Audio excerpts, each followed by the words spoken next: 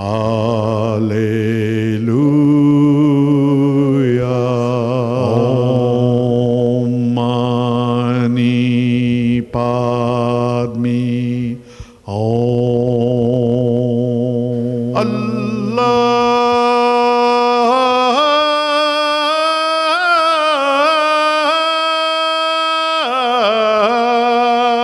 Satnam. Welcome. You're watching Harmony and Diversity. Today we're speaking with Shinen Wong. He's the Education Officer for Spiritual Health, Victoria. Thanks for coming in, Shinen. Thank you for having me. The way we normally run the program is for the first half hour, we'll speak about you and your spiritual perspective, but just tell us a little bit about Spiritual Health Victoria so we can put it in context. Sure. Spiritual Health Victoria is a not-for-profit and non-government organization. We're funded by the Department of Health and Human Services to provide ongoing professional development for spiritual care practitioners, the setting of standards and credentialing processes, and to ensure quality spiritual care provision for people in health and welfare contexts. Sounds like a big brief. How long has that been going on? Well, an organization like Spiritual Health Victoria that we are the descendant of has been around since the 1950s, but we changed our name recently from the Healthcare Chaplaincy Council of Victoria. I think it was 2014 that we changed the name from that to Spiritual Health Victoria. Okay, right. Yep. That's we'll talk more about that. Sure. Your own background. So you were born in KL and then went to Singapore. And what happened then? So yes, I was born in KL in Kuala Lumpur in Malaysia. Moved to Singapore when I was 3. Grew up in Singapore, and then I moved to the United States for university when I was 18. Worked in the US for a bit, and then came to Australia in 2008. And I've been here ever since. Ever since, yeah, and happy about it, I'm sure. Yes. Now, just a bit of an idea. Your religious, spiritual background with your family. What did that look like? So I was raised actually in quite an atheistic family. Both my parents, so I'm Malaysian Chinese background. Both of my parents were raised in sort of mixed Buddhist, Taoist, Confucian type family households. And so then they decided that it was all superstitious and decided to commit themselves to sort of very rational, secular type of atheistic, humanistic sort of thinking. My mother was trained as a biochemist, as a scientist, and my father was trained as an engineer before he went to law school and became a lawyer.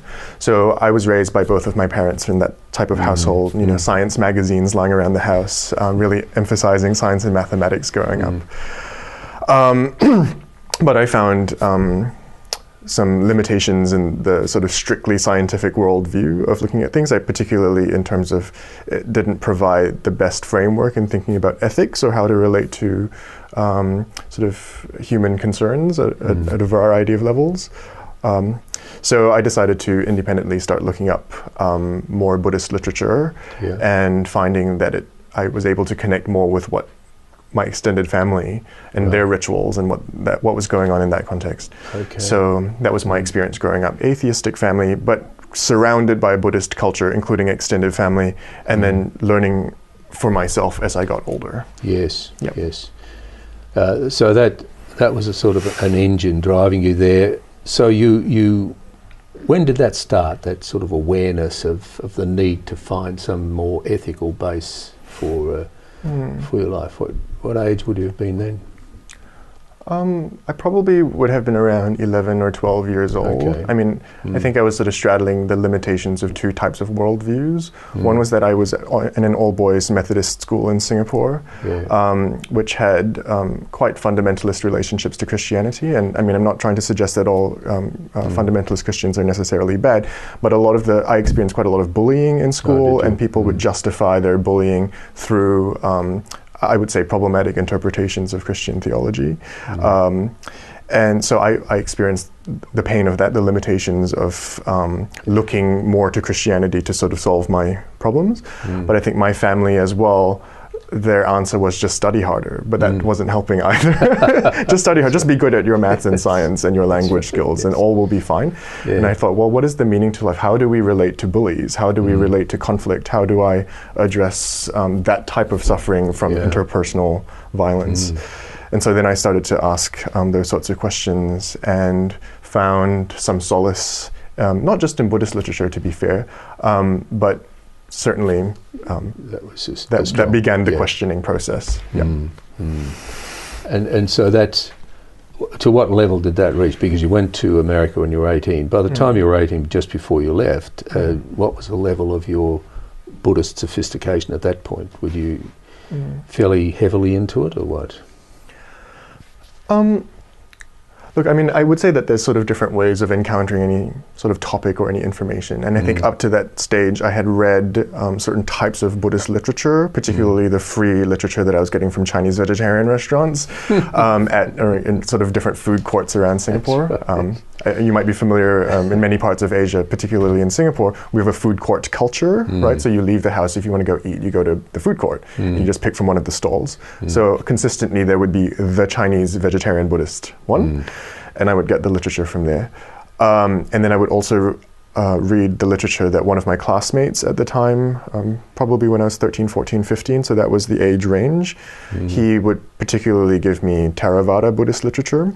And so I had a mixture of Theravada Buddhist literature that I was reading, and so the Chinese Mahayana Pure Land Buddhist literature that I was reading, and being able to look at the two. So to answer your question, I read that sort of literature, but I hadn't really meditated, I hadn't really spoken to teachers, I hadn't really formed community, so that wasn't really where my inquiry or my explorations had gone. At that point. And it was really at university that it more exploded into this other sort of realm of possibility in the Buddhist space. Good. We'll talk more about how that evolved in the Buddhist space. Sure. So your growth in Singapore was pretty much a good basis for your future spiritual perspective. Yes. Yeah. So I mean, I would say, from the Maslow's hierarchy of needs, sort of a thing, like a lot of my basic needs were met in a wealthy country like Singapore. I had shelter, I had food, I had a loving family. I was, ethnically, culturally in the majority, so that wasn't a concern for me when I was growing up there. Relatively politically stable, a working democratic country in Asia. I know that might be open to different interpretations, but certainly for what it is, for what it's worth. So a lot of those needs were met. But definitely there was a hunger for something else. Well, that's good that you reached that point. We'll address the hunger in a moment. We need to go to a break. Sure. We'll be back in a moment.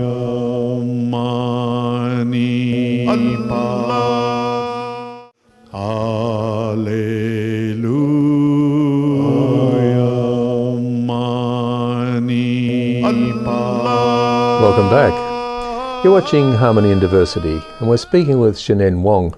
He's the Education Officer for the Spiritual Health Victoria. Shinen, you took us to the end of your time in Singapore. You're 18, you're in touch with Buddhism, but you haven't reached an in-depth level with meditation, etc. You arrive in America. What happened then? So when I got to the United States, I actually thought I was going to major in music. But I decided to instead take a course on the history of AIDS and AIDS activism in the US, and I sort of really fell in love with looking at social histories and cultural histories, political histories, and that really sated a particular hunger of mine. I think when I spoke earlier, I was talking about the sorts of suffering that I might have experienced in interpersonal violence, the different ways to look at that. One is the spiritual perspective that I do want to talk about, and then the other is the sort of the political environments which might give rise to violence between individuals or between communities. So that I changed my major from music to looking at gender studies from a very political perspective. And then the other part of me remained hungry, really looking for spiritual sustenance. So then I started exploring Buddhism more deeply. The thing that really sort of took off for me, I did a class on Mahayana Buddhist texts. We were particularly looking at the sutras, which in theory are the words of the Buddha, and the shastras, which are the commentaries on the words of the Buddha. So we're looking at sutras and shastras from the sort of the broad Mahayana schools of Buddhism. Yeah. And it's one of those things where literature, it's sort of beyond the rational, but it wasn't irrational. Yes, that's right. Not too much It actually original. utilized the rational mind, but in order to break through its limitations, its attachments to categories, its insistence on particular forms of logic. So while those are really important, there's a way that the literature really was a vehicle for bringing me through to the limits of that and then breaking through. And, I remember one class, I just felt my body, I think it was a collective experience. All of us started like, whoa, like sort of giggling in this sort of strange excitement about the possibility of the literature. And then I started sitting with a meditation group on campus and found that that was the place to really metabolize the texts. I mean, all of the texts. Most of the texts that we were reading were saying precisely, you need to go beyond text. It's not, Buddhism is more than just a textual religion, right? It's famously, I think, understood in the West as being very synonymous with meditation. I think there's truths like, pros and cons to that perspective, but meditation is almost certainly an integral component of most Buddhist schools, as far as I'm aware, certainly at the monastic level. So I couldn't just keep reading without actually having some time to practice with a community, and that's when I think things started to really deepen and change for me. Yeah. And what sort of impact did that have on your life once you really started to have that change? What were the sort of changes that you felt? Where does one begin? Look, I think first and foremost, I started to connect with heritage in a way that I didn't really when I was younger. As I mentioned before, I'm Malaysian Chinese background. Like many of us who are Malaysian Chinese were raised in either Malaysia or Singapore because of British occupation and then Japanese occupation, and all of those troubled ethnic tensions and conflicts. I think I felt very disconnected from my roots, and I don't just mean Buddhism. I include, my ancestral imagination, or Confucianism, or Taoism, or all of those philosophies that structure Chinese people's thinking for many generations. I just wasn't aware. So being able to have the chance to study Buddhism in a formal and in an intellectually safe space where I could be critical, where I could do historicizing. I wasn't going to look at a doctrine and say, oh, that's been true throughout the whole course of human history. That wasn't the way that I wanted to think. So just to be able to be quite clear, to have a historical perspective as well in this religion, really helped me understand my family. So I connected more with my heritage. And then having the actual spiritual connection at the level of meditation, at the level of critical conversations, critical inquiry, learning from teachers, etc. It also meant that a lot of any angst that I had inherited, particularly toward Christianity as a result of the bullying that I experienced when I was younger, that also softened. I connected a lot more with, once we go into the roots of many different traditions, spiritual traditions, religious traditions, we find a lot of common ground. And that common ground sort of emerged through the critical conversations that I was having around Buddhism, and I started connecting more with Christians and Jews and Muslims and sort of that and that was one of the most beautiful parts of going through the particularity of Buddhism. Going deep into it means the whole world opens suddenly. So that was my experience of that.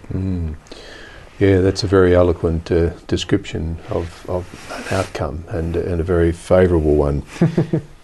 Just on that, I've come back to an article that you wrote in Peril. Is it Peril? And I just wondered if we might address that. It's about defining Asian Australian in the Asian century, because you were talking about bullying, you were talking about differences, and just wonder if you might illuminate that a bit. You've been here, you came here how old were you when you arrived here? 22, 23, something like that. 23, So, and you're now an Australian citizen? That's right. Put a bit of flesh around that experience. So the article that you're mentioning, Defining Asian Australian in the Asian Century, is an article that I wrote as part of the Asian Australian Democracy Caucus. So I'm, in my other life outside of Spiritual Health Victoria, I'm the convener for the Asian Australian Democracy Caucus, which I sort of co-found it with a group of friends. And one of the things that we do is provide a monthly blog where we feature different Asian Australian voices on topics that are of interest to us. And those articles are hosted on Peril Magazine, which is the largest Asian Australian arts and culture sort of online blog. Okay. So this article was featured on that. The gist of the article, one of the core points of the article in my sense of why I wrote it, is the sort of the relative arbitrariness of categories. There is a relative category for us this moment, and Sure. it's called time. Okay. So we'll be back. We'll be back in a moment.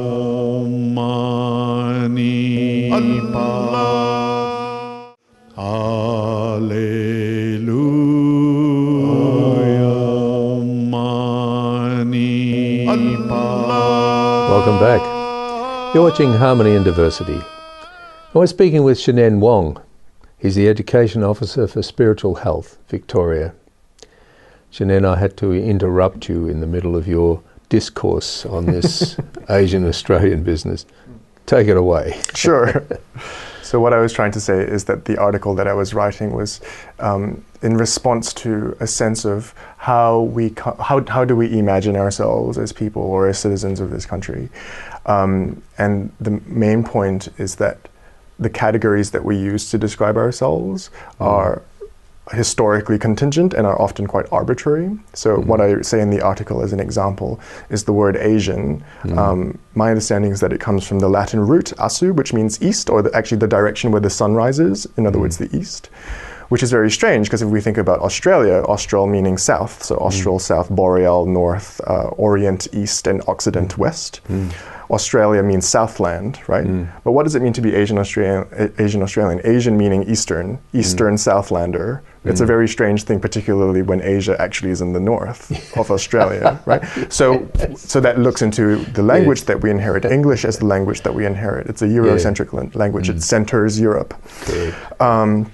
So the point in writing the article was to look at categories like Asian Australian, or even categories like Australian, and to see that they are rooted in particular histories that we can't ignore, that have both negative and positive life-giving potential, but we need to be able to hold both and to dare to ask those sorts of questions.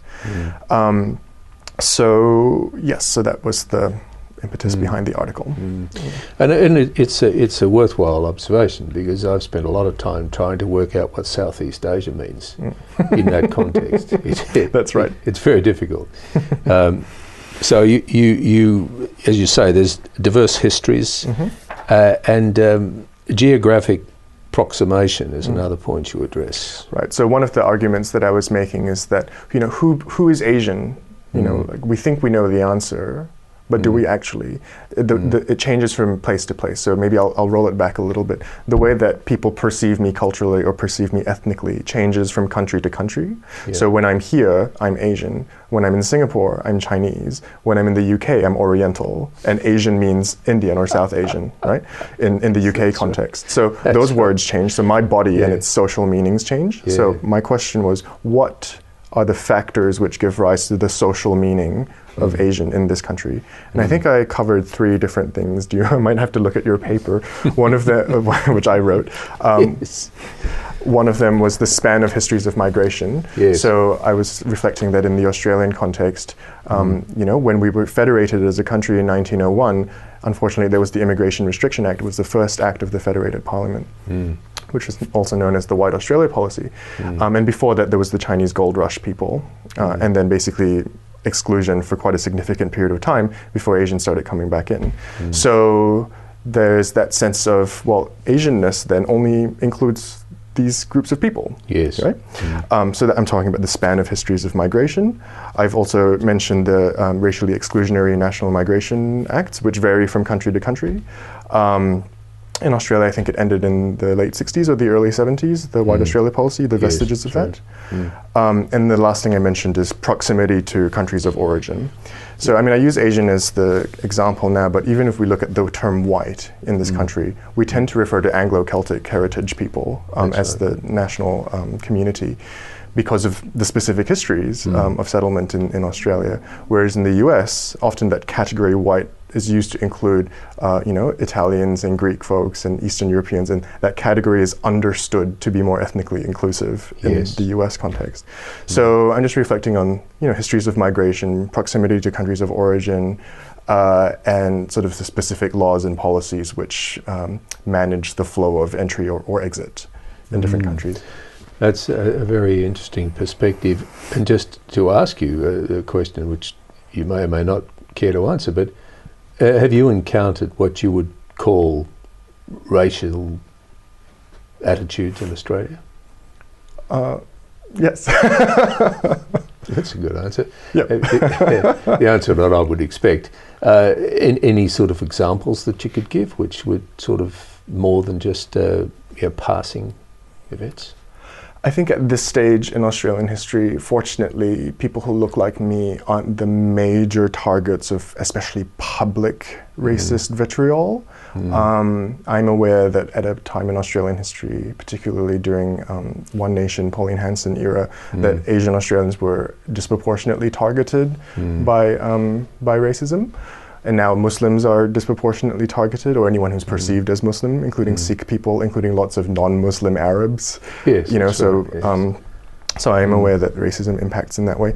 In terms of personal experience, I don't feel that comfortable disclosing, just because obviously it's not a place of comfort or happiness. But what I can say, I suppose, is that my experience of it is more than just the public, like people yelling things out on the train. As I said, that doesn't happen to me that much. I've witnessed that happen to particularly Muslim women who are wearing hijab, and that's a really troubling thing to witness. Absolutely. Fortunately, that's not generally my experience at this stage. I feel relatively safe, leaving the house and things like this. But I suppose it's things like just sort of general unfamiliarity with various Asian cultures and things like this, which is not to blame people, but I think it is a very problematic vestige of history. We are so close to Asia. How is it that we have come to this point in this stage in our national history that we are as unfamiliar as we are with Asian understandings of things? So to me, that is the subtle aspect. It's not about blaming people, about bad, evil people, bad, evil racists. It's just about that ignorance, I think, will do us an injustice, will do all of us an injustice, whether you're Asian or not, as we move into the future, changing global economies, multiculturalism. How do we hold our diverse community in a way which honors these diverse perspectives? Yes, you're actually summarising one of the major stumbling blocks which Australia as a multicultural nation confronts. The most successful multicultural nation in the world, but still it has a lot of issues. Now, there's more issues and more subjects we'd like to speak about. So would you be able to come back next week and we can speak more about spiritual health, Victoria, etc.? Sure. That's good. Thanks very much, Shinen. You've been watching Harmony and Diversity, and we'll be back next week and speaking with Shinen Wong. Thanks for watching, and bye for now. Baha'u'llah,